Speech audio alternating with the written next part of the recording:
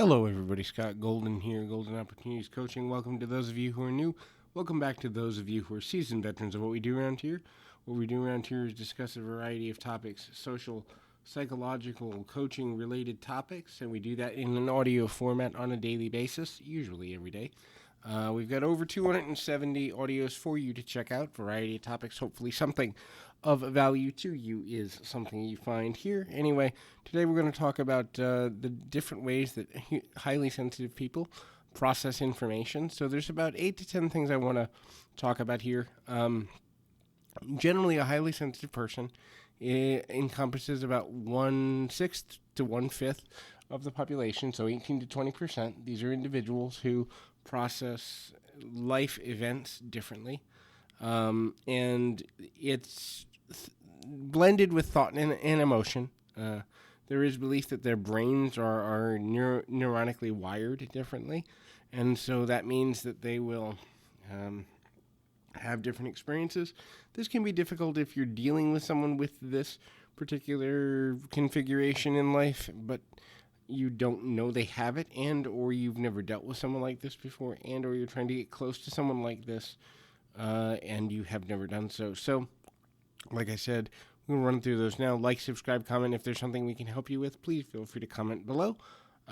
Emotions. So, HSPs experience emotions deeper and more vibrantly than the average or everyday person. These individuals, if they're sad, they're going to be truly sad, almost despairing. If they're angry, it's going to be rage, not just minor miffing or frustration. If they're happy, it's going to be elation. So emotions are vibrant, and they can often change quickly based on new information. So a solution can completely change the emotional state within a matter of seconds.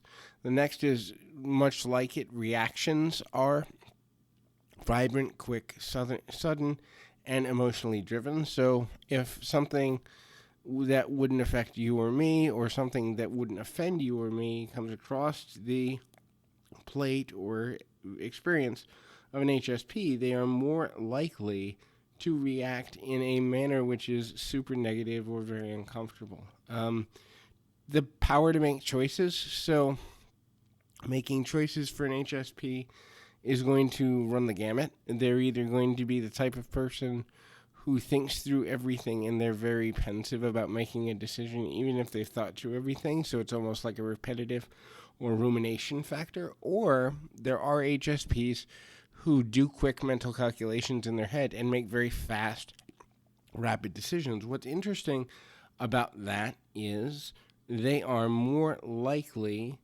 to experience having their decisions be right for them or in alignment, even though they're making them quickly, because the calculations they do is such a part of how they view the world that it's not like you or I, where we have to sit down and kind of do a pro-con list. They've already done that, and they make a decision based on that list, even if they've had the thought about it days, weeks, or months ago. The next thing is they process grief differently. So that means it may take them longer to get through the grieving stages, the 5 stages of grief, or it also may take them a longer period of time to admit that they need to grieve.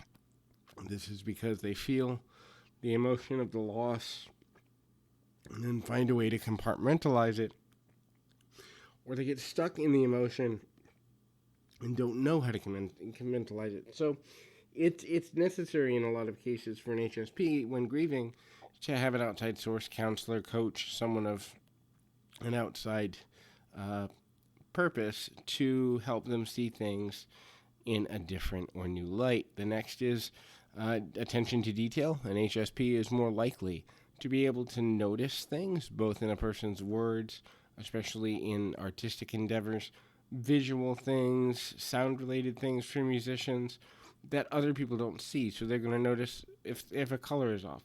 They're going to notice if a pitch or sound is off, or ways to improve things. They often are minutia-based details that 8 out of 10 people, 9 out of 10 people would miss, but an HSP is going to catch onto them.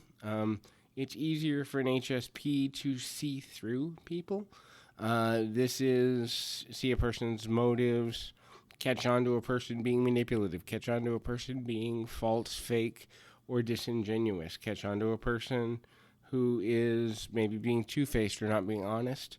This is because they are really good at reading between the context lines of emotion and making decisions based on multiple input sources as quickly and efficiently as possible. Active listeners. So, um, an HSP is a person who understands the value of listening.